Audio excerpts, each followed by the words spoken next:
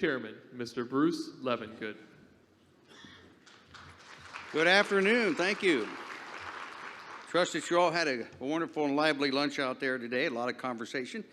And we certainly want you to continue to enjoy yourself here at the conference. And we got a great afternoon set up here. So I see a pretty decent crowd out there. So please hang around today. You're going to get to hear a lot of good stuff.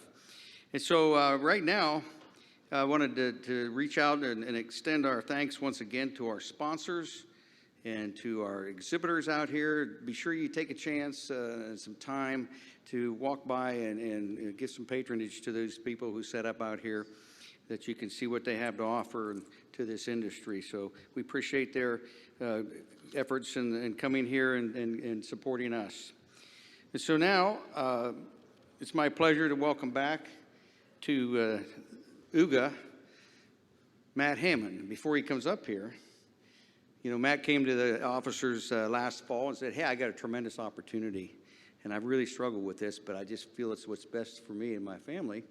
Of course, you know, we were upset and disappointed and so forth, those emotional things you go through, you know, but, you know, later on when he was able to tell us what he was going to be up to, he was able to take somewhat of our regional Ohio oil and gas understanding and knowledge that he's learned and then apply it on a national stage. And so it's just like we rejoiced in that aspect that we're going to see a lot of Matt, hopefully. And today it's just our good fortune and pleasure that his new Empowerment Alliance team that he's with is a sponsor here, and that he is going to serve as a moderator for part of the afternoon today. And so it's sure my pleasure once again to welcome an old friend back to the stage. Matt Hammond, welcome.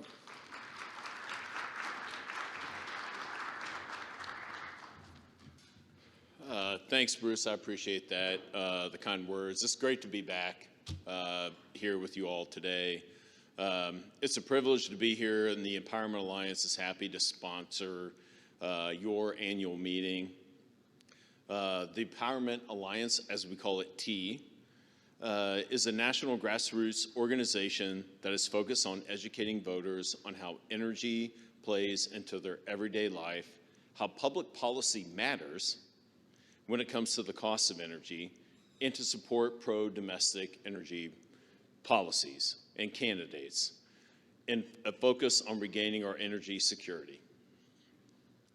T is based on 4 simple pillars: affordable, domestic, reliable, and clean energy. I think we've all probably heard that before, right? And as this group knows, natural gas and oil plays a critical role in our energy security and independence. We currently have approximately 300,000 team members. People have gone to our website, signed up. They want to be active. They want to support our mission.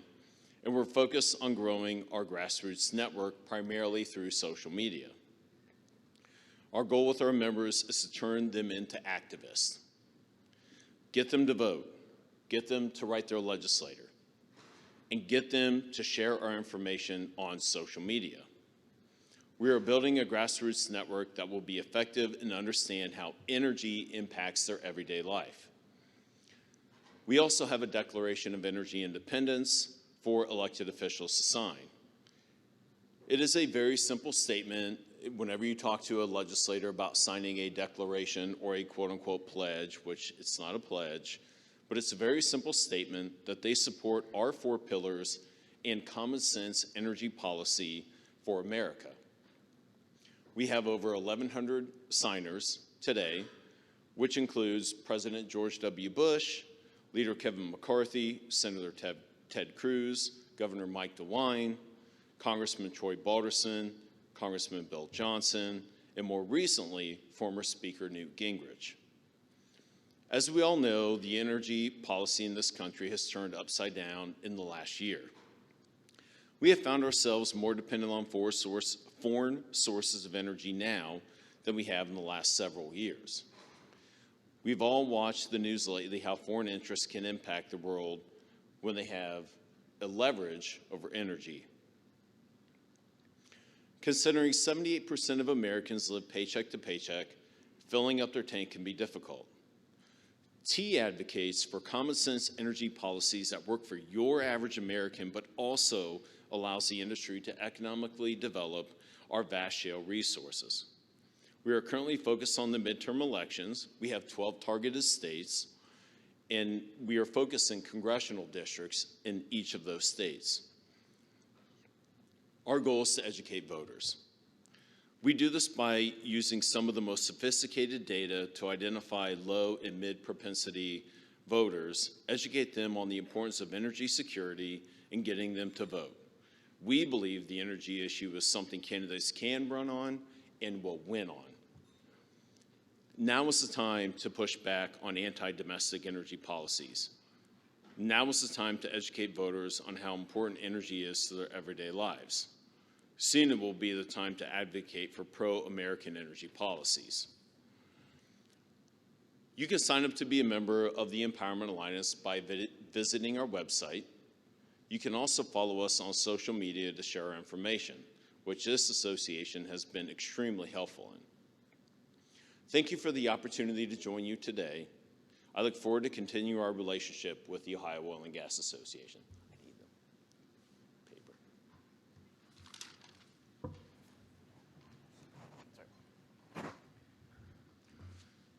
It is now my pleasure to kick off the afternoon session by introducing our first panel, focusing on the industry through the eyes of the media. This is you. Mike Chazzy, who's Director of Public Relations, is going to be here to talk to us about that. Yep. And you got two more speakers. John Worf. Yeah. John Worf is president and owner of JAWCO, Inc., which operates 5 radio signals in Southeast Ohio and Northwest Virginia. For the past 6 years, John has served as a lobbyist and board member for the National Association of Broadcasters in Washington, D.C., and also as president of the Ohio Association of Broadcasters Board of Directors in Columbus, Ohio. He can be heard daily on WMOA's 750 Morning Sports in Marietta, and as host of the Saturday morning program, Energy Insights, which focuses on the oil and gas industry. He lives in Marietta with his wife, Carol, son, John Barry, and daughter, Sailor. Jennifer Compton-Stroh has been the managing editor of the Times Leader newspaper in Martins Ferry since 2015. She previously worked for the Intelligencer and Wheeling News Register in Wheeling, West Virginia, serving as city editor during the time when hydraulic fracturing was in its infancy in eastern Ohio. A Belmont County native, she has lived and worked amid the oil and gas industry and has grown up across the region. The Wright State University graduate holds a bachelor's degree in history, completed graduate work in the field of education administration, and has been a journalist for more than 20 years. She and her husband, Mike, live in the village of Belmont. Please join me in welcoming to the stage Mike, Johnny, and Jennifer. Thank you, sir. That's right.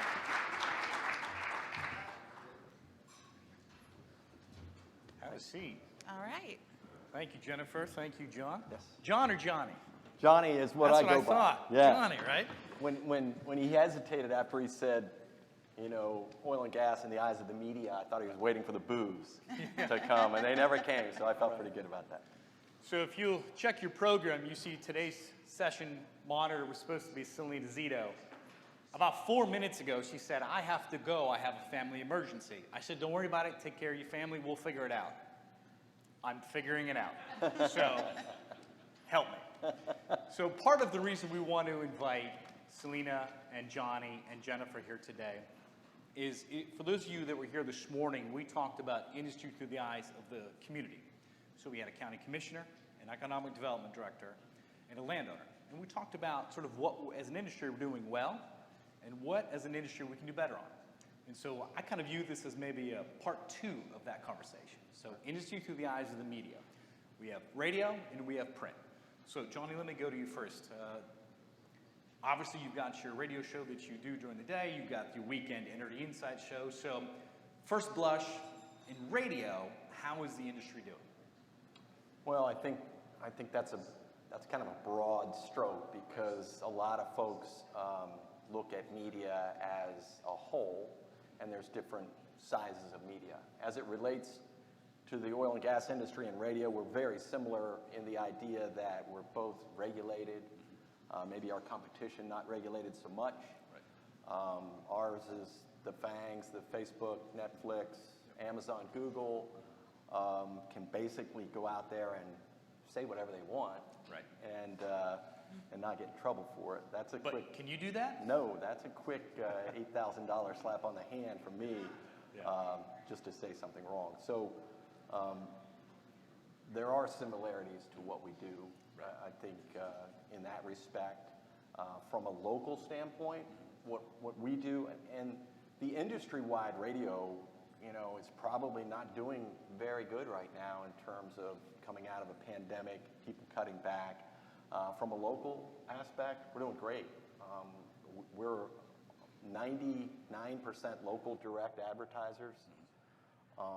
We have embraced the oil and gas industry, which has opened up all new markets to us. I spent 30 minutes talking to the owner of a Porta-John place this morning, who's one of our big advertisers, and he came to us based on the idea that we go in to these oil patches, he said, and they've got a DeWalt radio sitting in the dirt, listening to AM 630 ESPN radio, and that's how he found me.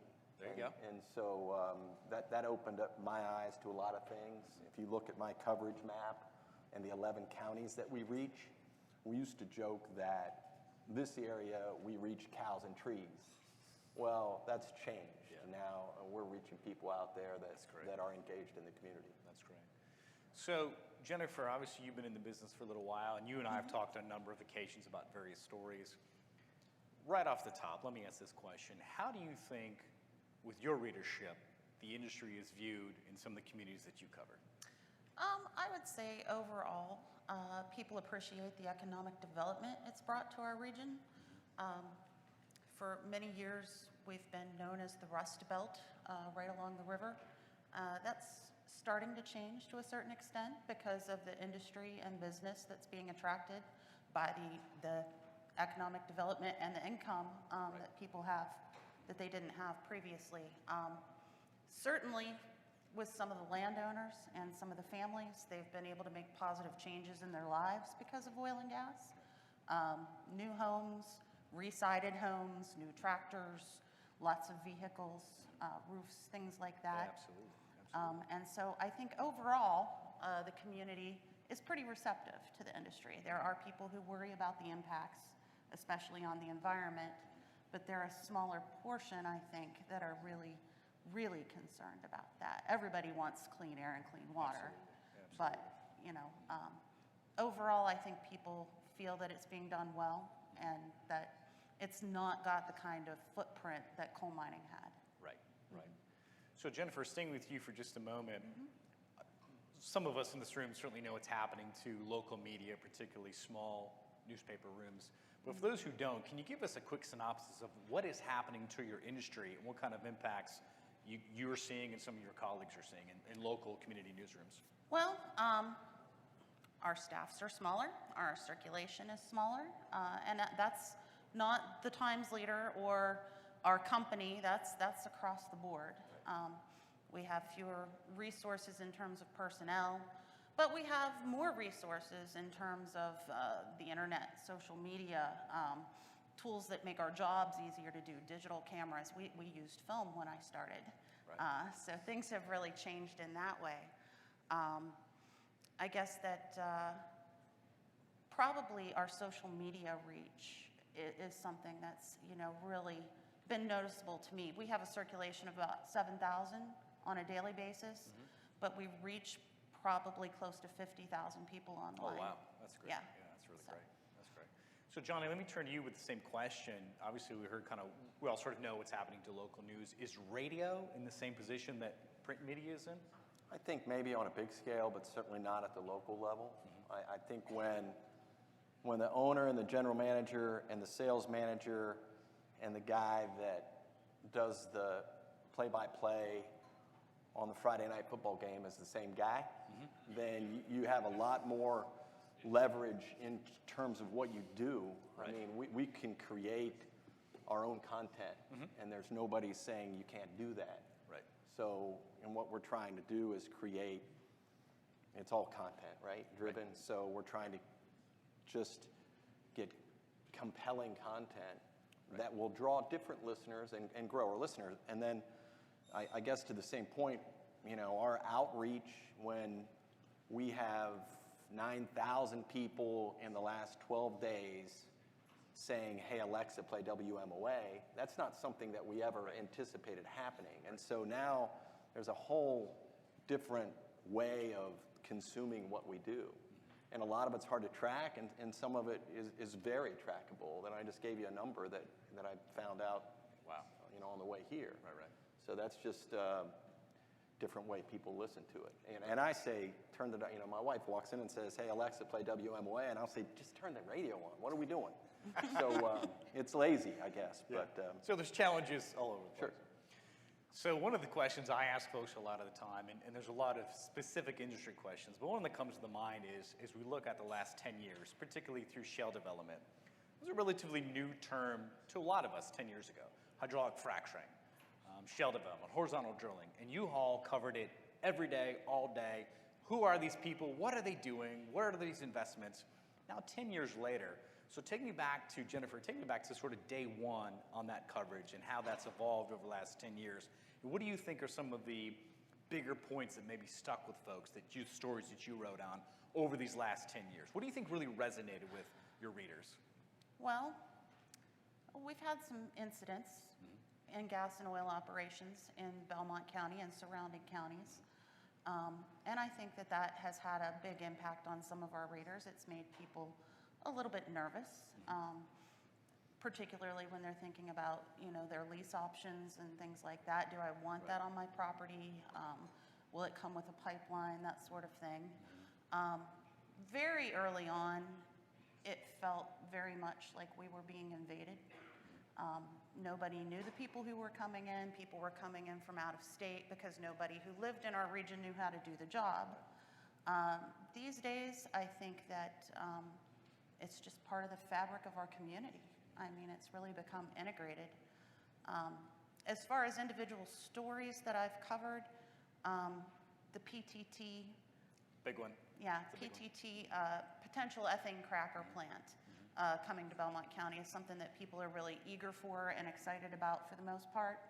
And that's been a long, drawn-out story that has not concluded yet. So we don't know for sure where that's going. But Well, that'll be big news. I'd absolutely. say that's probably potentially the biggest thing I've covered related to the industry. So. Johnny, for those of you who don't know, and you alluded to it a minute ago, your Energy Insights program, can you talk a little bit about what that is and maybe what prompted you all to start that? Yeah, so 2013 was when we started. We have hundreds of episodes. It's just once a week. It's on all 5 signals, 11 county area. There's 20 people at least on the list here that I've spoken to, like Hall of Famers like Gene and Jerry and Carl Heinrich, and I saw Dr. Bob Chase out there. I'm sitting there thinking, man, I interviewed those Hall of Famers. But the idea is and we can use the word control the narrative, but I think it's a matter of countering the misconception of what the industry does, okay? So, you know, what you say, how many times you say it, when you say it, who you're reaching. So in essence, it's controlling the narrative. And I say that to a point because when you're on Capitol Hill interviewing Andrew Wheeler from the EPA, you can't tell him what to say, right? And we're not going to edit it, and we wouldn't edit it. But in the same sense, we're trying to get the word out as it relates to the people that are in the process, okay? So much nicer to be able to hear from you about the industry instead of somebody telling me what they think you think about it, right? So we're trying to get really firsthand interviews. As an example, that hit me where my feet were or where my wheels were today. I'm driving here. There are people, I didn't get the whole semi-truck caravan headed to DC thing, but there were people on the overpass and American flags, and I thought, wow, this OOGA is really celebrating me on the way here. We're trying to just do it right, just trying to do it right. But anyway, I passed a Kimball Industries garbage truck or vehicle for recycling, whatever the case might be. And I thought, I was more endeared to that vehicle today than I would have been a year ago or 2 years ago, because I met those people and they told me what they do and how they do it and what the process is. And it's something that really set me back in my chair a little bit to think about the money, the energy, the staffing that goes into what they do. Right. And so here I just passed a truck on the way down here and felt like, hey, I know them. Feel pretty good. Yeah. Put a face on the industry. Yeah. And so a number of minutes ago, we talked about the last 10 years. So let me jump ahead to the next 10 years. What do you think people like myself and my colleague and friend George Brown, and so many of you all that do talk to the press, how do we be effective? How do we be more effective? How do we be more engaging? Smaller newsrooms, competition for content on the radio, TV. How do we cut through that white noise? How do we be effective in pitching stories? How do we click and respond to stories that we need to maybe correct the record on? How do we engage knowing that those limitations are out there? Well, for us, I think it's important that you get to know some of the people in our newsrooms. Like we have a relationship. We know how to get in touch with each other. But I think it's good to check in regularly. People come and go from newsrooms. It's not a high-paying job. So, we may have an oil and gas reporter like we had in Casey Junkins. I remember, yep. And they may move on to other things in their careers and their lives. So it's good to check in regularly and also to not be afraid to let us know when there are positive things, such as, grant programs, training opportunities, things that people could benefit from. Also, advances in technology. It doesn't all have to be, we're either putting in a new operation or we've had an accident. It seems like a lot of what we've done has focused on those two things, and we want to know more about your companies. We also want to talk to people who have their boots on the ground. No offense, but but people that can really get into the technical side of things sometimes would be interesting to talk to. Well, to what you just said, too, put a face on the industry. We're not just cutting a ribbon or do a groundbreaking for some facility, whatever that facility may be. It's, hey, I work in the industry, so did my dad or my mom, or now my brother or my son or daughter work in this industry as well, too. And some of those type of stories, I think, would be really beneficial. Definitely. Yeah, absolutely. Definitely. Thoughts, Johnny? What do we do the next 10 years to keep talking about this so issue? as it relates to our 5-minute oil and gas energy insights program, if I look at the hundreds of episodes, and then we say, all right, which one are people listening to the most? And you see that it is just a young man who grew up with a father in the industry. Okay? Oh, so not my episode. Not your episode. Okay. That's second. But I'll take second. Yeah. But basically what happened was, and we try to figure this out, is that this young man was so excited to be interviewed about being shaken awake at 2 in the morning to go do something with his dad, or to get up on a Saturday morning and go paint, all these little stories he had about growing up with a dad that worked in the field. But what he did was he was so excited he went home and then he sent out the link on his social media. So I think as you look at the next 10 years, the way that we distribute this information to people or the way people consume it has changed so much. On a tomorrow night's Merida College basketball game, it'll be on video and radio, and they'll grab our audio and stick it, So we're doing things a lot differently, and we have to embrace it. I think that as an industry, as much as we've sat back and said, I hope they don't ask me a question because I don't really want to talk to them about it, I think we need to embrace the idea that there's so many good stories coming out of this industry. And if we don't get out there and tell them, first person, that somebody else is going to tell it the way they want it told. And so, you know, the idea that in my hometown, there is a Gene Huck, Jerry James, Brian Chavez, Christy Chavez. These are people that have been named the Marietta Area Chamber of Commerce Business Person of the Year. Okay, that is in no way a popularity contest. Right. That is got strict criteria. Somebody has to be engaged in civic organizations. Somebody has to give back to the community, coach the baseball team, help the industry beyond their business. Right. You know, those are stories that typically, I guarantee you, those people aren't going to get up and say, hey, look at me. Mm-hmm. You got to find them, try to get it, and then let people know about it, because I think it's important to the industry, again, to put a face with the people that are making a difference out there, and then, That's well said. you know, not be afraid to talk about it to people. Right. Well, we all know Gene Huck. He is not shy of the spotlight. It will find him. It's not because he's 9 feet tall. The spotlight just finds him, right? So, Jennifer, let me go to you here as we start to close out. What do you see for your industry in the next 10 years? What's going to happen in the newspaper business? That's a tough question to answer.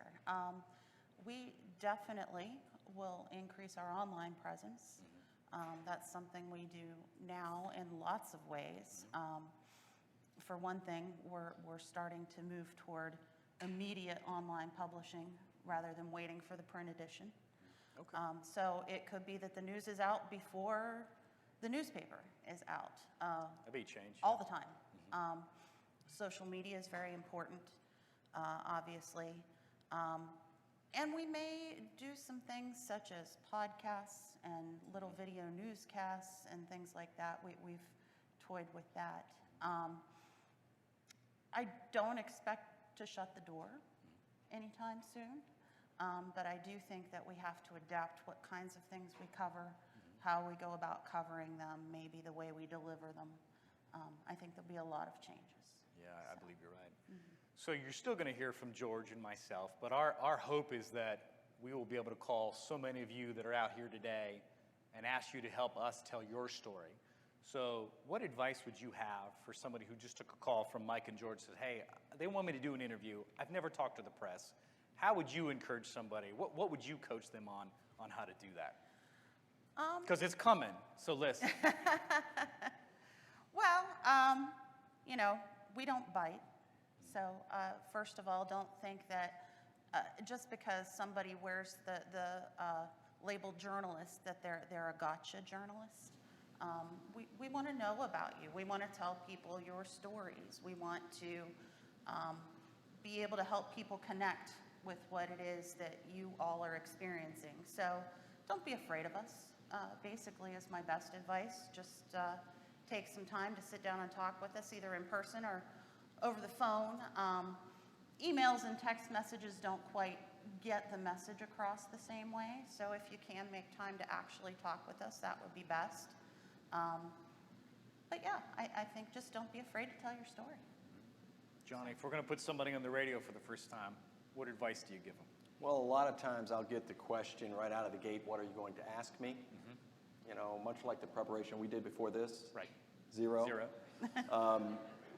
I just say that let's do this. If you don't like it, we'll do it again. Right. Okay? And out of hundreds of shows and 5-minute interviews that I've done, I am going to say that I have not redone any. I've had very minor edits, and I'm pulling questions out of answers, which is what good interviewers do, to keep the person on the other side engaged. And occasionally I'll ask a bad question and somebody will stop, drop, and roll on the other side. But the bottom line is that we're sitting down, having a conversation over a cup of coffee. And if it comes across that way to the listener, that's exactly the way we want it to happen. You know, we don't have any, you know, real form or function. And that's that way for a reason, you know, because that's the way it comes across to the listener. And we want the listener to know that we're just coming into their breakfast table and having a conversation with them. That is right there. Okay. So, in speaking of having a conversation, let me open up to the floor. Are there any questions for Johnny and or Jennifer about things that you heard us talk about today, or maybe something that we didn't get into that you'd like us to get into? Any thoughts from anybody out there? Remember, I had about 4 minutes to prepare, so I'm sort of out of questions. So if you could bail me out, that'd be great, because I got 3 more minutes.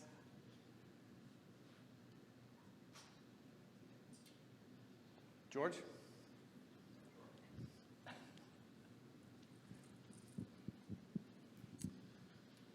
So heard about the consolidation just in terms of you're no longer just a newspaper. You're looking at other media formats to get things out.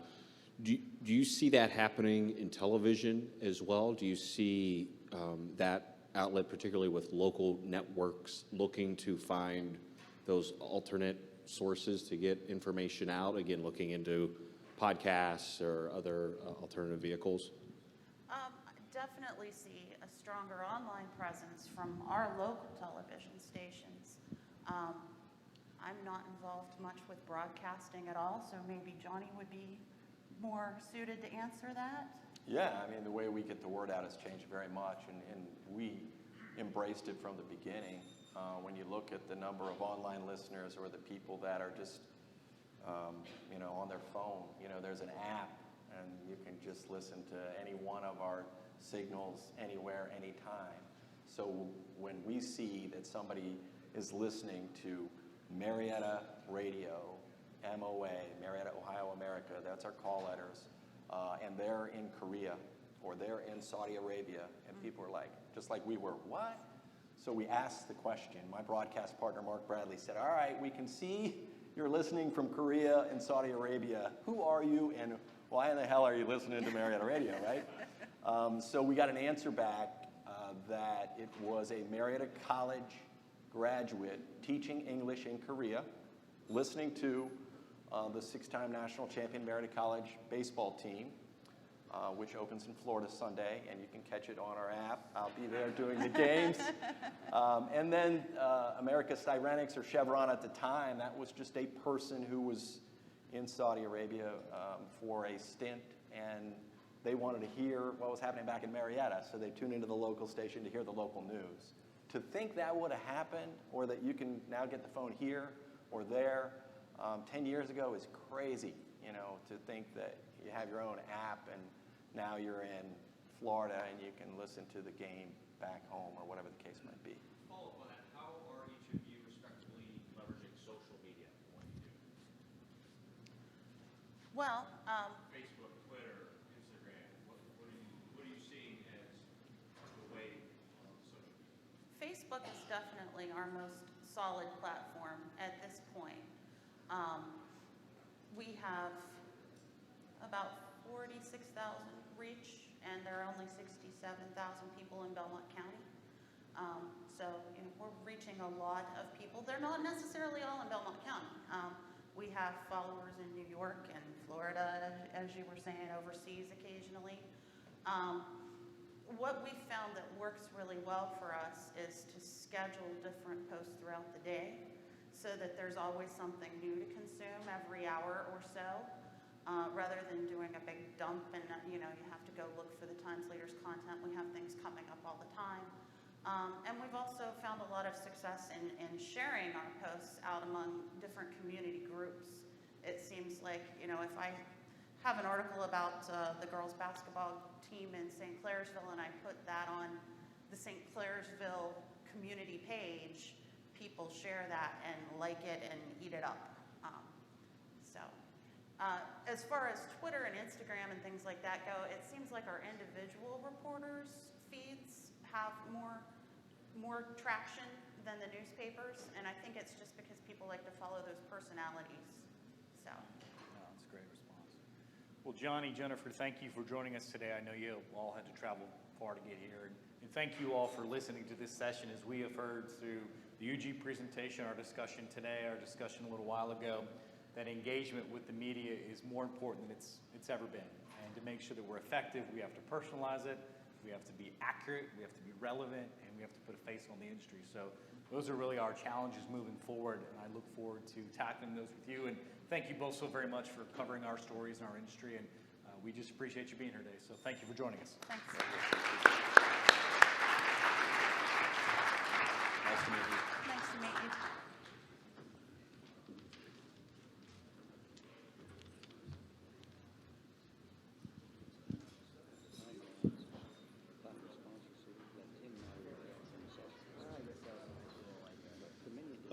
Want to thank our panel. Thank you all very much for your candor, your ideas, and your time today. Up next, we have a market analysis presentation by James Wickland.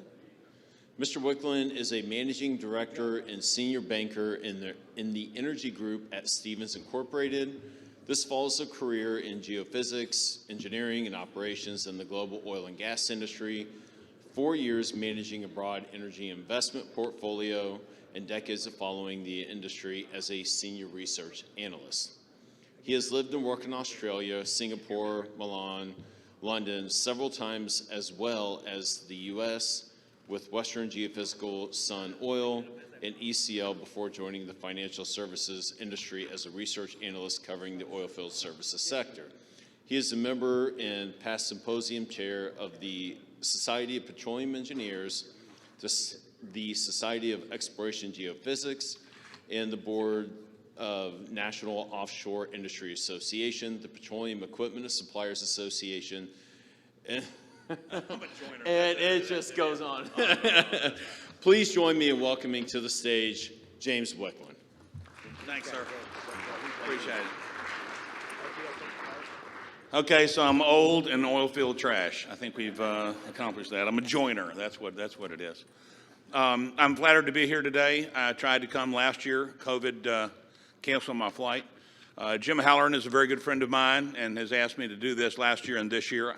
Unfortunately, he's got some family issues and can't make it, but I talked to him earlier and thanked him. I'd like to thank the Haas family for their kind generosity last night and taking me to dinner and sharing a great deal of good bourbon with me. That's always appreciated. I don't know if y'all have heard, but Russia invaded Ukraine last week. Okay, everybody got that?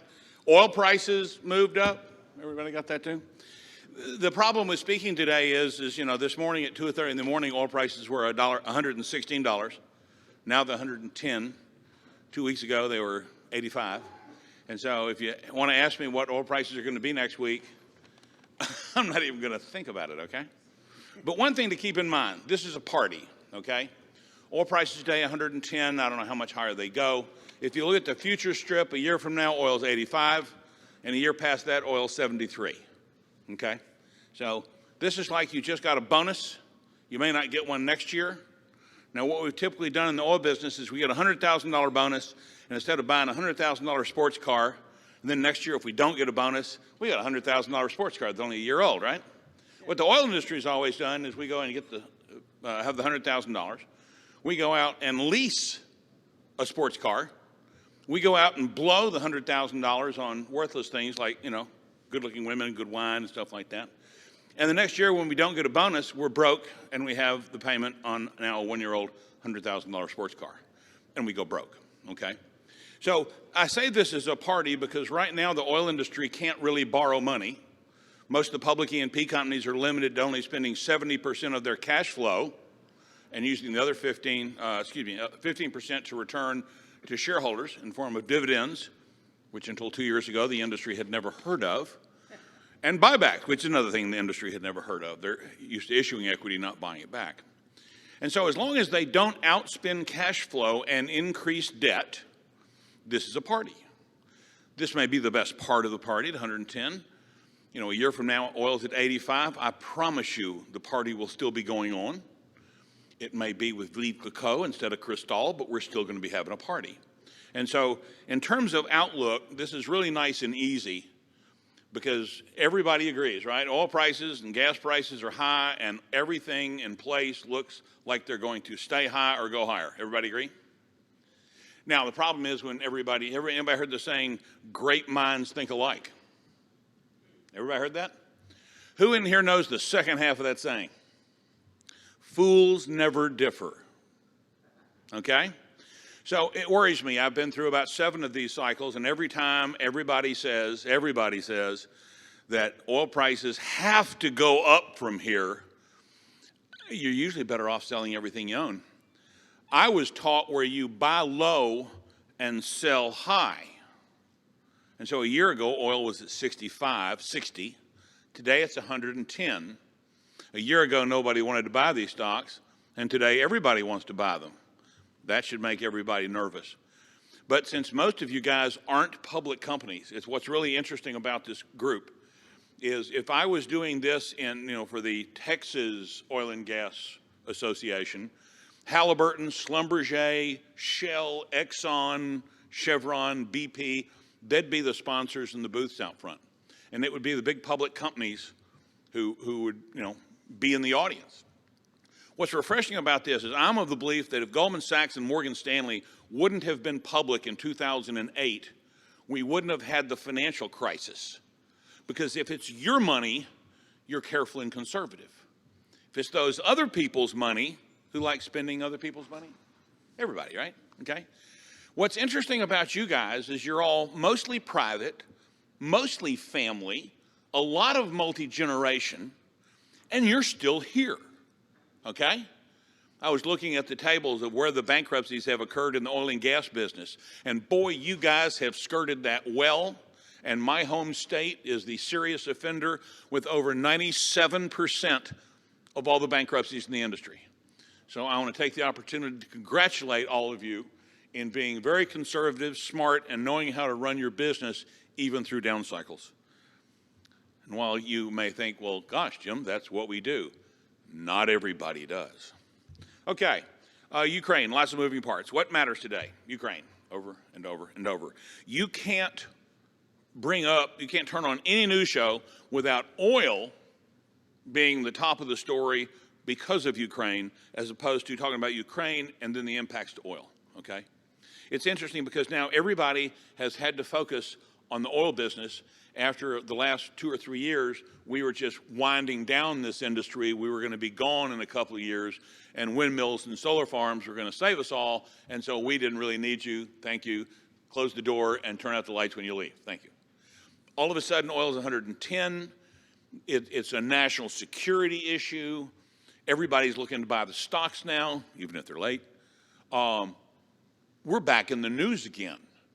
And it's interesting because it's not in a bad way, okay? If you would have let us drill more, and I say that because that's not really fair, rules and regulations by the Democrats always make the oil industry better under Democrats than for Republicans.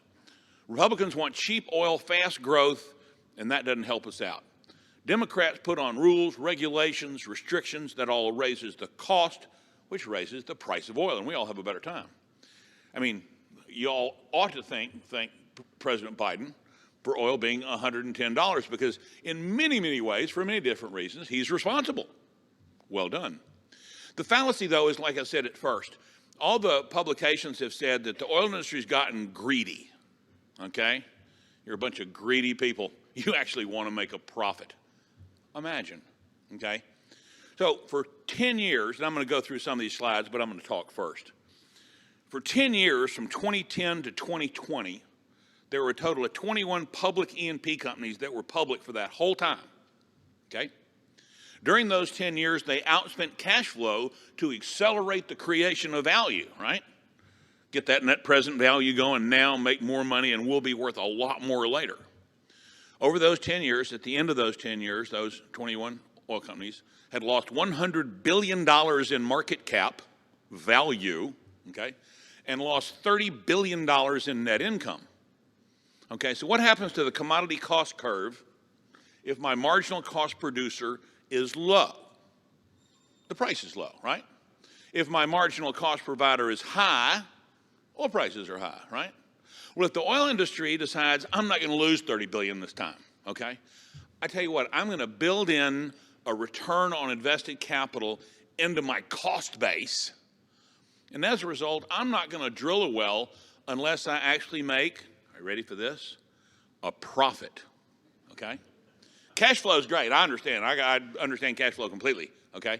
But I asked the CEO of Halliburton once, if you give me $100 million a year, but I had to give you $1 trillion to do it, I'm knee deep in cash flow, but it's a horrible return on invested capital. And that came about because I asked him what his cash flow represented in terms of return on invested capital. And this gentleman, who had been with an accounting firm for 20 years, couldn't answer the question. The industry hadn't cared for a very long time. But it's a fact, and most of y'all know it because of the structure of your companies. If you lose money every year, even if you generate cash flow, if you lose money every year, the equity value of your company declines. Not an opinion. I had a CEO of a public company who goes, Jim, I don't agree with that. You don't agree with math, okay? And so ESG comes along and everybody focuses on E. All the investors are focusing on G. If you're the director of a company and you've been a director of this company for 5 years and you sat there while they lost net income for 5 years and eroded shareholder value, why can't I sue your ass off for not living up to your fiduciary responsibility of protecting shareholder equity? And that's what's happening. Investors are fed up. This 21 oil companies I mentioned, if you had given them $100 13 years ago, today they just gave you back 87, 13 years later, and ask you to re-up. If anybody says yes to that, see me after this, I've got a deal I want to sell you, okay? And so the reality is today, the biggest difference in the oil business, and I'm going to show you some stuff in a second, but the biggest difference in the oil business today is the industry is focusing on making money. Not making cash flow, not growing production, making money. And that is a sea change of activity. All the analysts out there go, well, the rig count should be much higher considering past activity and the oil price. Well, I promise you, if I spend 120% of cash flow versus 70% of cash flow, any historical correlation between activity and price has completely broken down, okay? And so when you hear people say, well, it's going to be a reversion to the mean, no, it's not. In 2017, the people who keep track of indices took all the energy stocks out of growth indices and put them into value indices. What that means is the portfolio manager at Fidelity, who used to own oil, doesn't anymore. And his friend across the hall, who's a value investor, does. And he doesn't want to see you grow production. I mean, if you grow production, that's great. He wants to see a return of and return on capital. You're a mature business. You're 39 years old with 2 kids and a mortgage. You're not 18 anymore. You're not growth. You're mature value, okay? So all the compensation structure for all the public E&P companies have shifted from one where they get compensated from production growth to being compensated for return growth, okay? So this almost makes it structural. So there's been several commentaries by the press lately going, okay, the E&P companies have lost all discipline and they're going nuts like drunken sailors again. They're actually not. If you look at where oil prices were when they were planning for 21 versus what the oil price is today, it's about $60 a barrel difference, okay? So 70% of $60 looks like a big spending spree, but actually it's not. They're still being disciplined. You guys have been disciplined in this market, and I congratulate you for that, because what is different this time is that idea of profitability that will keep oil and gas prices higher than they have been for the last several years. It means the companies will actually be healthy and survive, and people will still have jobs and maybe not get laid off every 2 years, okay? So this is the best thing that could happen to our industry, and I don't think it's going away. Okay, so OPEC met this week. The meeting was 9 minutes long, okay? 9 minutes long. They decided to keep the production intact, okay? Even with Ukraine, they ignored it and say, we'll meet next month and see if we can go another 432,000 barrels, which they will, okay? So OPEC is just humping along, not recognizing any of this, though Russia is a part of OPEC Plus. They're just turning a blind eye. Gasoline prices, oh my, I mean, to be perfectly honest, all the people in this room, you ought to be happy if you're paying for more for gas, right? That means we're all making a little bit more. But they will go up. European utility bills have gone through the roof, thank you, natural gas. Politics outside of Ukraine continue to be an issue. What this administration is going to shut down or require, they've got 3 more years to do it, no matter who gets elected. Executive orders have been very effective. LNG, we have now become the largest LNG exporter, having not done it 5 years ago. That's the fastest growth of an industry you can imagine. We export now 13% of our natural gas, okay? And it was interesting. When Obama looked at the approval to export oil. He gave it to the Commerce Department. It took him about a year. When he thought about doing it with LNG, instead of giving it to Commerce, he gave it to the National Security Agency. They approved it in 3 weeks because the strategic idea of trading large cargoes of energy sounded irresistible. And you can see what's happening in Europe today, why they did that. Nuclear and natural gas have now been declared sustainable by the EU, okay? That's a huge victory. You can now invest in nuclear and natural gas because they're sustainable, okay? So that's an excellent green light. We didn't expect it on crude oil, but that means natural gas is going to be much more than a bridge fuel, but a baseline fuel forever. And then we got inflation and stagflation and a recession, which is about the only way you can fix an inflation. So it's an interesting market out there with lots of moving pieces. Okay, so Europe banned fracking in their own shale development several years ago. We all know this. England, France, a bunch of them. What you show on the left is the European gas index. It's 9 times what it was a year ago. Imagine their utility bills. On the right, they have a better developed LNG landing group. They produce more oil and gas, North Sea, and so you can see that they've spiked, but not quite to the point of where European natural gas index is. Right now, European natural gas is trading about $37 a barrel. Excuse me, dollars an MCF. Okay, U.S. gas today is $4.70. So $4.70 versus $37. And as we export more and more natural gas, we will normalize that global gas price, which means the international price at $37 today will come down. It also means that our $4.70 will go up. But I mentioned oil earlier. Right now, gas is at $4.70. A year from now, it's at $4.50. A year after that, it's $4, and then it stays about $3.50 for the rest of eternity. Now, I know that $3.50 isn't the $4.70, but can you imagine the party we would have had a year ago if somebody would have guaranteed you $3.50 gas for the rest of your life? Okay? So we're in a very good spot. What do I point at? Oh, I'm hitting the wrong one. Okay, so this is from last year. Okay, this is one of the slides you got to see virtually last year. And you can see I just went through most all of this, okay? It won't be right, but the cinema's a factor. So this is what we were talking about last year, and we're still talking about it today. This is as topical as it gets. So when you talk about things don't change, this was important at $60 oil, and it's still considered by investors and participants in the industry as important today. So oil was 62 this time last year, gas was 277. I talk about those numbers. Today you have 12 rigs running in Ohio from the information I have. The presentation this morning was very good. I think I may have some wrong numbers on here after listening to his presentation. You obviously have a lot more producing wellbores than I had come up with. State gas production peaked in 19, and it's down today, but your output is 30 times higher than it was in 2010. And you're still one of the top, the 7th largest gas producing state, and you're also in the top 10 coal consuming states.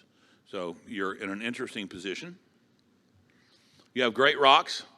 The problem is the Haynesville has location, okay? Right now, you guys are having pipeline delivery issues. The East Coast is being exceptionally stingy.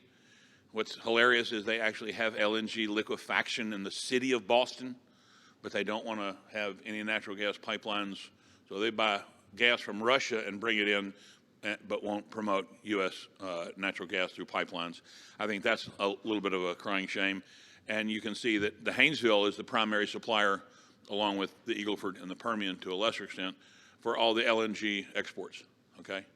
So you guys do it on a daily basis, but politics for you guys still continues to be one of the biggest issues that we think you face. Longevity of supply is impressive. You can see the blue is natural gas.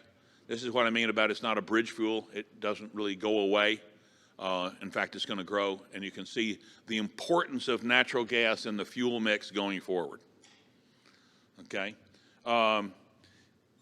This is one thing that gets me that I talk about a lot, and I'm sorry if I'm being redundant, but everybody says that the industry needs to transition, okay? I have taken 1,500 rigs a year, every day of the year, 1,500 rigs off the market. Think of the emissions a rig generates drilling a well for a year. Imagine 1,500 of them. Now we have 100. and we produce more gas than we've only had one down year out of the last 10, okay? So the idea that the energy business, the oil and gas industry needs to transition, my argument is we've already been transitioning in an ESG-friendly way, and to me, we'll just continue. This is natural gas production per rig in Appalachia. You can see the little red spot at the end. It started to decline. You can look at the data from the gentleman this morning. Activities up, drilling's up, production, IP is down. It's not all bad. It's happening in every basin as we move away from the core. Technology tries to make the non-core more economically core. Sometimes it gets ahead, sometimes it keeps up, sometimes it gets behind. The bottom line to me is that Ohio needs to drill more wells. But again, that's happening everywhere. This is the Appalachian net new gas production per rig. And you can show that if you want to fix that blue line at the top, the black line has to go up. Okay? And at $4.70, and with the strip they have today, there is today, I don't think that should be an issue. Now, I will say that I am an investor in Encino, Appalachia, okay? Hardy Murchison told me this morning that he has 1.1 million acres in Ohio to drill on. And so I told him to get after it and start drilling more. So it won't really do any good, but at least somebody's telling them to get busy. This is the map that there was a much better presentation earlier today that just shows which part of the state has and which part of the state does not. These are your busiest companies. Actually, I pulled this off a couple of different sources. I ended up getting a couple of them right, but not all. But you guys know who the biggest producers are. This is what I mean about the revival. I hate to do this to you. You're gifted. Pennsylvania wins. But you know, considering that you didn't know what you had at first, and look at what you got, and it continues to grow west. But this just goes to show the difference between the second and the fifth largest producer of natural gas. So a couple of macro observations. The oil industry is not going away anytime soon. Okay, I got a chart I'll show you in a second that'll be entertaining. Okay, I think we could easily grow for the next 5 or 6 years in terms of global oil demand. Okay, over time, more wind and more solar will displace our more traditional methods of energy. I'm hoping that nuclear gets a boost up. You never know. Natural gas will be around for a while. Transportation, oil as a transportation fuel will be the first thing that goes, okay, and rightly so. That's the least efficient. But it'll be swapped out for natural gas generating electricity. So as long as we use hydrocarbons, we don't care. And especially in this state, we care especially that it's gas. Products made from hydrocarbons. I have a slide that's not in here that just shows all the different things made from hydrocarbons. And I've had at least 25 people look at this and say, that's not right. And the bitch is, it is. You know, I'm not saying all of you would be naked and shoeless without glasses or iPhones in here if we didn't have hydrocarbons, but it would be a really interesting room if that were to happen all of a sudden, okay? And so we get a whole lot more from hydrocarbons that are critical to our lives than gasoline as a transportation fuel, okay? So that's not all bad. 47% of oil is used for gasoline, 29% of oil is used for diesel, so it's a large part of the mix, but not the most critical. We're not going away. Money and politics have focused on renewables and will continue to. We were talking about this last night. You can be a naysayer on renewables. You can sit up there and say that wind and solar are never going to be economic. I just gave an example of the 21 oil companies. We've spent a couple of decades on half-cycle economics and not really making money. So why can't the renewables do it for another 20 years? The thing is, though, that you've got a huge amount of political will, an estimated $14 trillion that are going to be spent trying to accomplish our carbon-free world by 2030 and 2040 and 2050. And rather than saying, oh, you're still going to need oil, this is all BS, I'd rather be standing in the way of that $14 trillion that gets spent and try and make my little piece off of it. And if it fails or isn't economic or takes longer to be realized, I will be laughing from someplace other than the poorhouse, okay? $37 gas, Europe, and $100 oil around the world puts energy at the top of every concern list. Okay, now this is an interesting one. You see the black line, and that's today, okay? To the right of the black line is what the EIA and a number of different agencies come up with of what the next 30 years are going to look like, okay? Now, I don't know if you can see what happens there with the blue and the yellow and the red and how some of these take nosedives, okay? This chart goes back to 1800, okay? If you really think all those huge, giant dislocations are going to occur as quickly as shown on this slide, I want you guys to join the ones who want to re-up with $100 after this to talk about that too. It can't happen, okay? That doesn't mean it's not going to be pursued actively with money and regulation, okay? Whether it happens in 2030 or 40 or 50 or 60 or 70 really doesn't matter, okay? We'll win the argument and say, see, I told you so, okay? And we'll still be in the oil and gas business. What has impressed me most of the people I've met here today, all of you are in an array of different businesses. And I think that's the smartest thing you can do. In talking to the Haas brothers yesterday, I mean, solar, wind, oil and gas, disposal, everything. And that's what the entire industry has to do. You're being more creative than most of the larger companies that are your brethren in Texas. And it really is different this time. If you keep underspending cash flow, we can't get in trouble. What have I not covered on this? I think all of it. It's always going to be a cyclical industry, okay? But if we can reduce the amplitude and not incur debt, it will be much less cyclical, and we won't give back everything we made every 5 years. Okay, this is my favorite one. This is the oil industry simplified, okay? The U.S. is among the highest marginal cost producers. In a commodity business, price is set by the highest marginal producer at some level of demand, okay? For years, we sold oil below the fully burdened cost, bringing prices down. Today, we include that in the cost base, which pushes prices higher. As a result, companies are profitable, and oil prices are where they need to be. Not 110, I understand, but $84 is just going to be nirvana if we could stay there for a couple years, okay? That is where they need to be for everybody to make money. Technology will try and continue to lower the cost, and that's what technology has always done. And too much debt is not only undesirable, it's the enemy.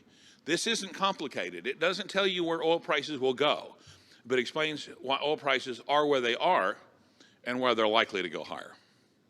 I mentioned the bankruptcies. It's just been a bloodbath. This is 257 oil field service. There's been over 500 E&P. Okay, this is the real test from last year. Discipline, returns, cash flow, governance, the maturity of not being brash, and longevity, the need for hydrocarbons. We're actually doing a very good job on all of these. This is from last year. This is what I put up saying is this is going to be the real test. The test isn't a one-year test. It's going to be a cycle test. It's going to take a couple of years. But I want to say that we're all off to a very good start. And again, the people in this room, the people in this state, and the people in this part of the industry are doing a significantly better job than most of the rest of the industry. You may be small in terms of activity and production, okay? But look at where trying to get big and losing money doing it has gotten everyone else. This is from last year. If you aren't changing the way you run your business, you're missing out. For years and years, we spent all our technology money on things we put down hole or on top of the ground to monitor. We ignored how our businesses are run, okay? And today, one of the fastest moving things is everything going digital. And I know that's a hackneyed saying, but having one integrated operating ERP model for everything your organization does. Look around at the rest of the world at how integrated everything else is becoming, whether it's your app for your bank, whether it's having something delivered off Amazon, whether you have PayPal, how everything operates seamlessly digitally inside and in front facing to all of us by those companies. This industry has to make those same changes and invest in the technology of how you run your business. And that's one of the hardest things to do. But you now have $4.77 gas and $110 oil, So if ever there was a time to put a couple of shekels into that, this would be the time.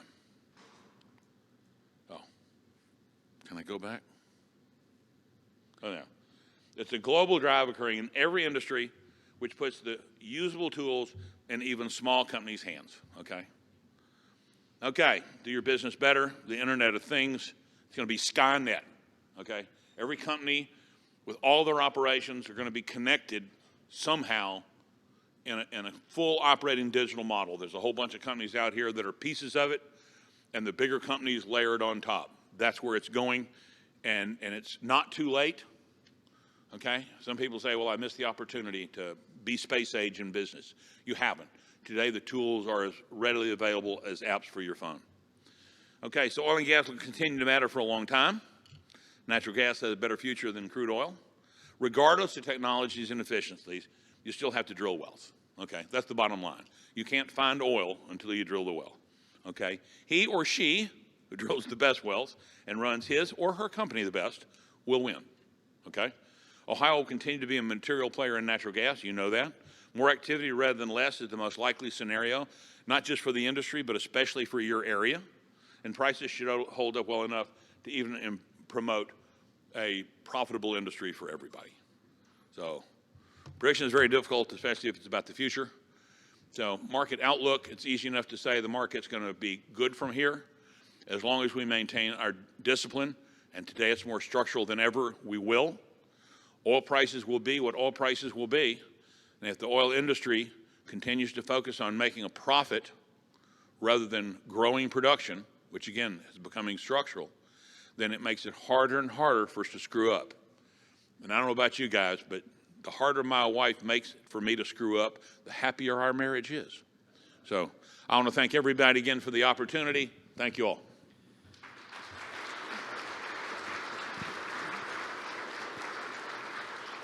Do we have any questions for our speaker?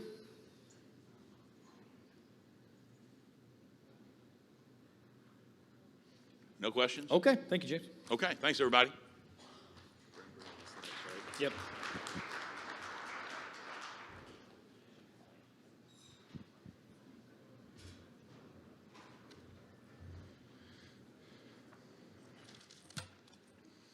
Thank you, James, for that recap and for your insights. It's always great hearing from you. Appreciate you being here.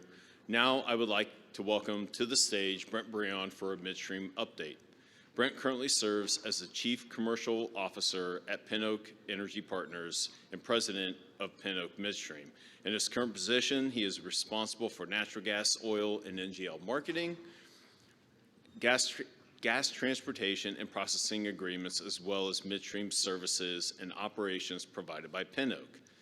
Brent is also co-founder and vice president of Power Systems at Magellan Scientific, an affiliate of Pin Oak Energy Partners engaged in the development of off-grid decentralized data centers. Brent graduated from the University of Akron with a bachelor's of mechanical engineering and master's in business administration. Please join me in welcoming to the stage Brent Breon.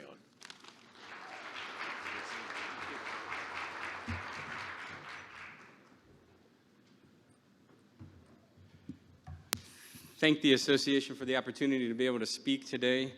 Jim is a tough act to follow. His intro there was pretty humorous, and it's actually, I love reading Jim's weekly newsletter, so if you don't get it, I highly recommend. Very insightful and interesting to read, just like his presentation was. I want to, again, like I said, I want to thank the association for giving me the opportunity to get up here and speak. As Matt said, I'm with Pin Oak Energy Partners. We are the group that brought you this really cool tchotchke to take home. That is the room key here at the Hilton.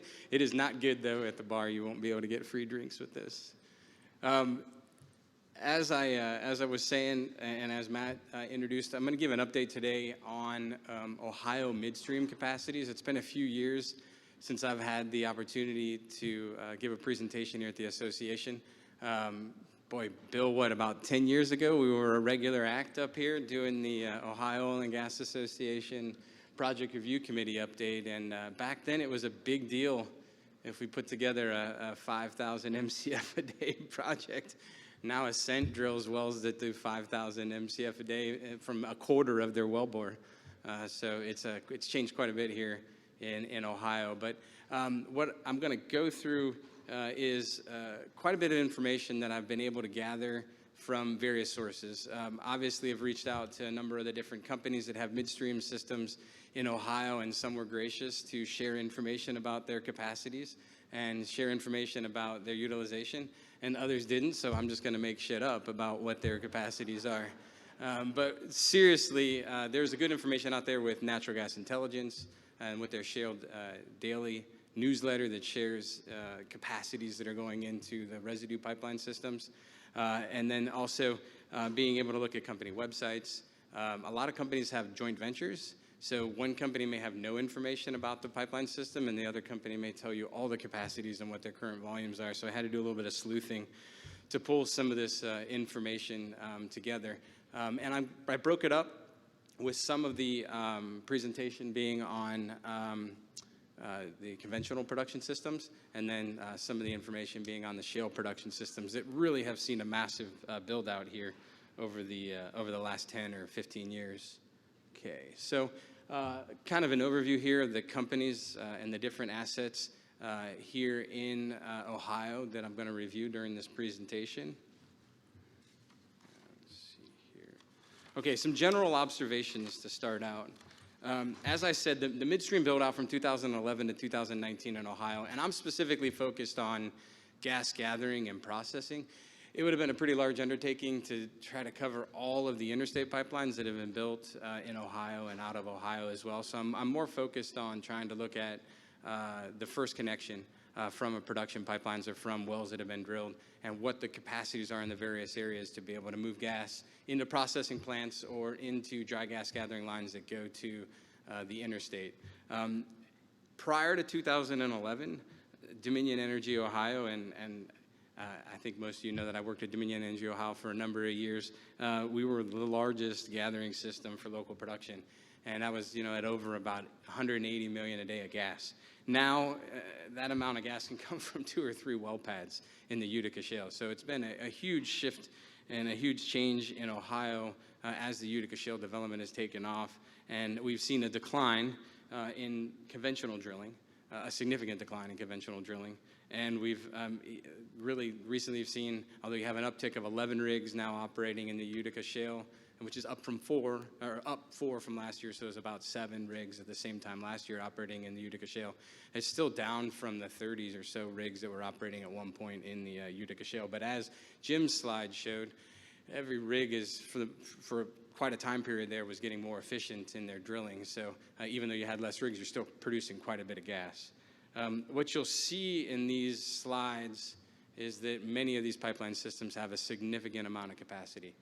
And a lot of that capacity is on the rich gas gathering side and on the rich gas processing side, as well as kind of when you look at the Utica Shale, and again, pull on another one of Jim's slides that he had there, a lot of drilling occurring on the eastern side of Ohio, and a lot of opportunity capacity, initial pipelines that were built into the rich area of the Utica, volatile oil window of the Utica, that aren't really being utilized now. So quite a bit of gathering capacity for gas into those pipeline systems to be able to get to those processing plants.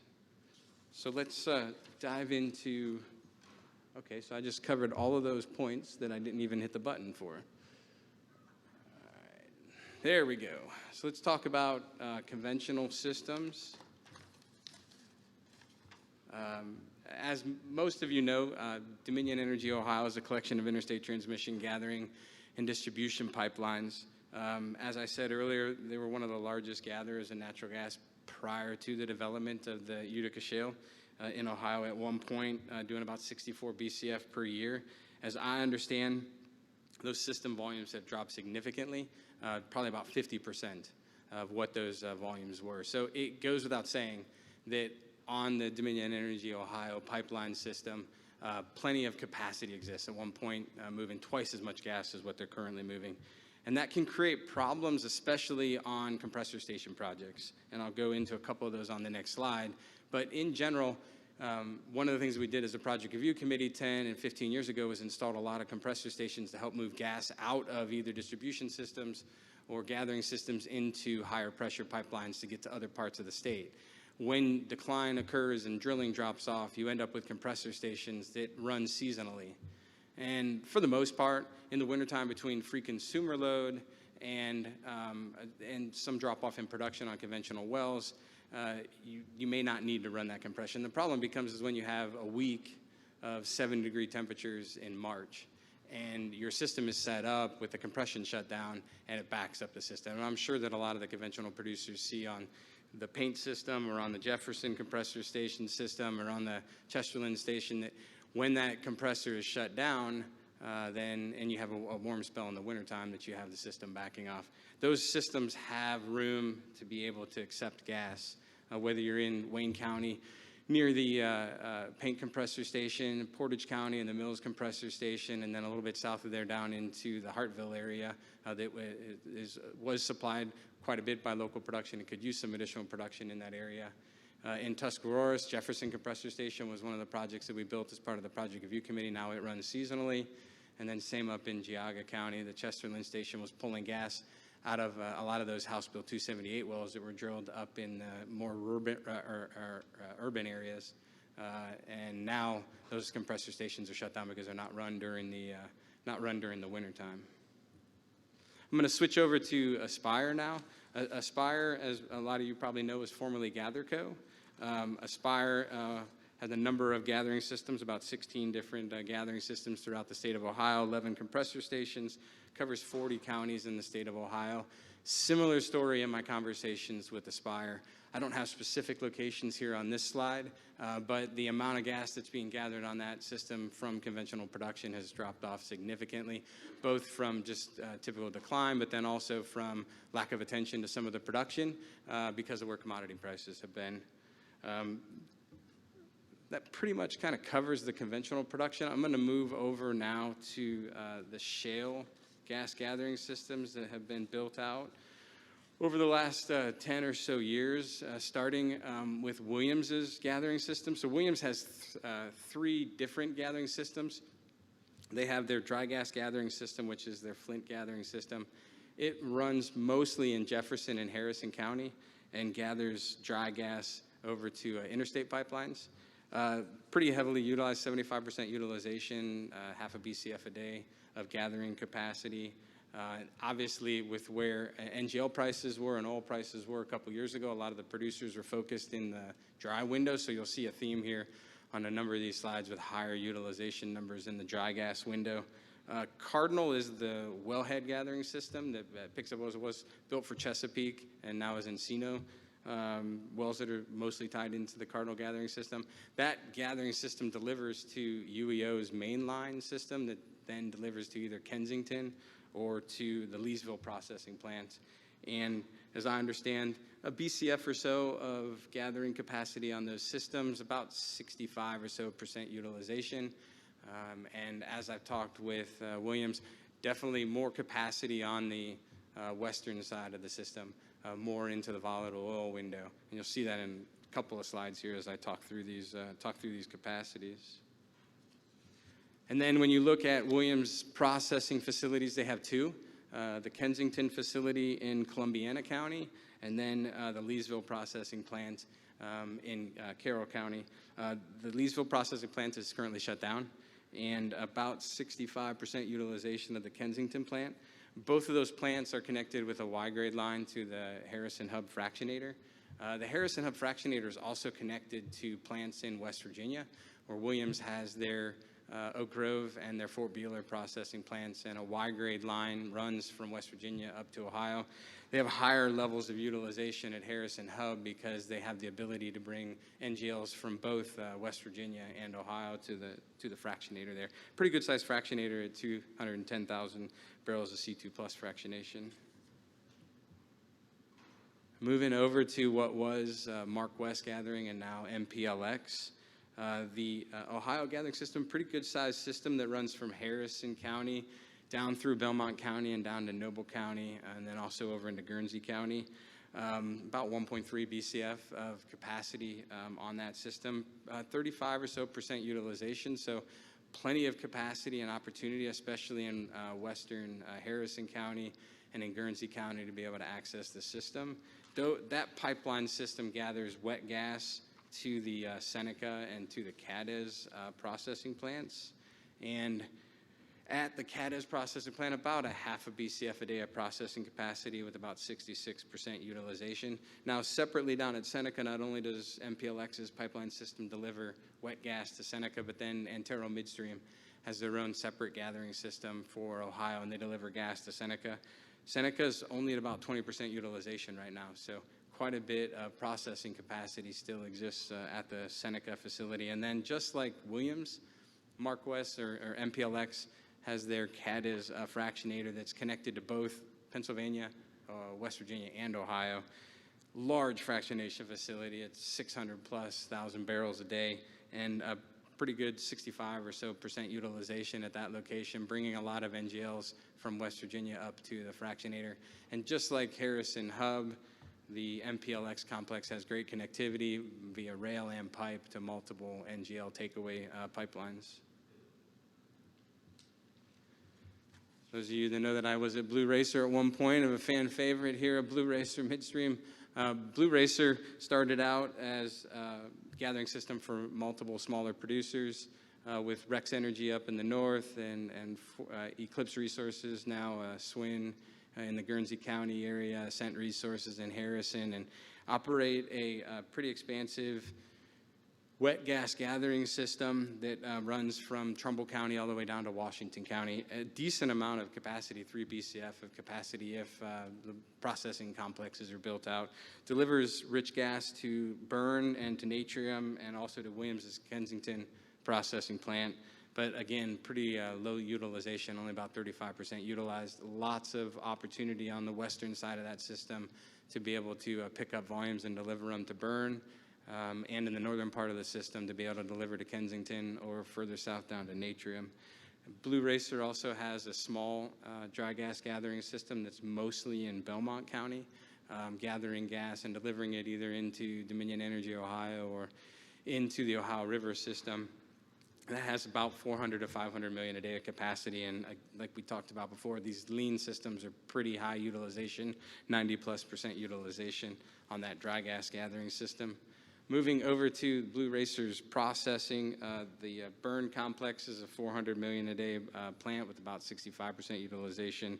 And then Natrium is double that size at 800 million a day with around 80-85% utilization. And then a fractionator there at Natrium as well with about 75% utilization. So decent utilization numbers, but plenty of capacity on that pipeline system, especially with the interconnect that they have to Kensington to be able to deliver gas even to the Williams complex to be able to be processed and fractionated. Moving up to the north, TC Energy was at one point a partner with Williams and with Harvest Midstream on the development of the Hickory Bend processing plant. It's right there on the Ohio border in Mahoning County. Wells mostly drilled by Hillcorp, but also some Chevron and some Shell wells that were drilled in that area, connected to a large diameter wet gas gathering system that brought wet production from Mahoning and Lawrence and Mercer County down to the Hickory Bend plant. And then there's an NGL pipeline that connects Hickory Bend over to ultimately Harrison Hub, the Williams facility. That pipeline system has close to a BCF a day of gathering capacity, but as most of you know, drilling in the North Utica has been pretty limited. Only about 10% utilization on the pipeline and only about 35% utilization of the 200 million a day processing capacity that exists at Hickory Bend. So plenty of opportunity in the north, although the drilling results haven't always been the best in the north. Then a couple other pipeline systems here. Summit Midstream has a lean gas gathering system in Belmont County. Pretty much picks up gas from XTO and from Ascent and delivers that gas into the Ohio River system, which we'll see on the next slide. About a BCF or so of capacity on that pipeline system and about 40% utilization. Then as you look at Energy Transfer's lean gas gathering system, their Ohio River system, a bidirectional pipeline has the ability to flow south down to Clarington and be able to get into multiple interstate pipelines at Clarington. And then also has the ability to be able to go north and get into the Rover pipeline up at Cadiz. Large system with over 3 BCF of gathering capacity and about 40% utilization at over a BCF of gas. Large diameter system that, as I said, is bidirectional, has multiple takeaway locations. And then finally, on the pipeline side is a collection of pipes that Equitrans currently operates in the southern Belmont and in the eastern Monroe County area. Eureka was acquired a couple years ago by Equitrans, and then Rice Midstream assets there, the Strike Force system, have moved over to Equitrans as part of the Rice and Equitable and Equitrans combination. Multiple dry gas gathering systems, with the Eureka dry gas gathering system having over a BCF a day and seeing pretty high utilization rates at 80%. And that system is also connected to the Long Ridge Energy Center, so it has additional power consumption off of natural gas that goes to power generation off of that pipeline system. And then the Strike Force system, 1.7 or so BCF of gathering capacity and about 50% utilization with multiple takeaways off of that. And then there's a rich gas gathering system that Equitrans has that goes down through Ohio and over into West Virginia and connects to the Natrium complex and then also over to the Mobley complex, and has about 600 million a day of gathering capacity and is about 50% utilized. So a good summary there kind of what I've seen in the Ohio oil and gas, in the Ohio midstream space. Quite a bit of build out there on the shale side, and then quite a bit of space and capacity on the conventional production side. One last piece that I want to kind of give a little bit of a commercial for, Bill Kinney and one of my partners, Chris Halverson, will be talking tomorrow about the conversion of natural gas to Bitcoin, or the conversion of natural gas to electricity that can then be used on pad. And I think this is, a future opportunity that is unique and different to the midstream space and digital gas gathering. Having the ability to be able to take a stranded well that doesn't have a pipeline takeaway or has very limited pipeline takeaway and converting that natural gas to electricity right on site. It's a very efficient process that gives you the ability to have essentially zero line loss. You're not moving natural gas across multiple counties to a electric facility and then moving that electricity across multiple counties and having quite a bit of line loss. You're taking the gas right there on pad, converting it to electricity, and then using that for various types of off-grid data centers, whether it's generating digital assets through mining for Bitcoin or Ethereum, or maybe selling electricity to artificial intelligence and specifically built computers around large artificial intelligence programs, or some type of future, company blockchains that allows for high density, high electric use computers. So a little bit of a commercial for tomorrow's conversation. And I think this is one of the future opportunities from a gathering standpoint. So in conclusion,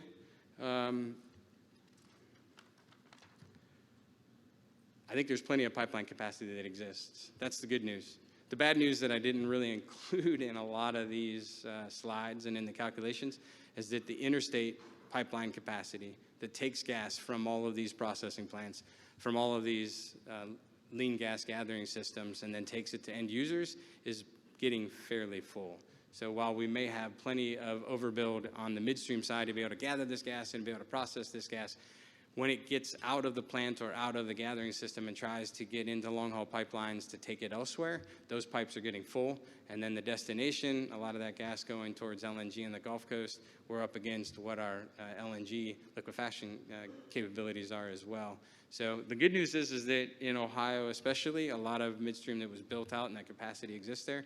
The bad news is that we need more takeaway. We need more interstate pipelines going east and going north and going to consumption areas or going to new liquefaction facilities in the Gulf Coast to be able to get that gas to an ultimate end user. The oil window from most of the midstream companies that I've talked with, the volatile oil window and the rich gas gathering area has quite a bit of capacity. Drillers have been focused recently on the lean gas sides. And as I was trying to show there in the last slide, there are some potential digital opportunities for stranded gas as an alternative to pipelines. That concludes my midstream update. Do we have, thank you, Brent. Yeah. Questions for Brent.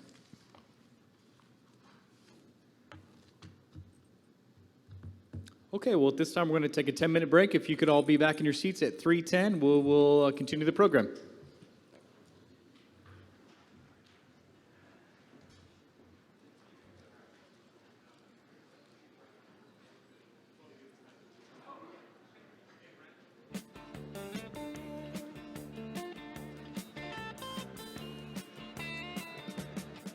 Get a shiver in the dark, it's raining in the park, but meantime,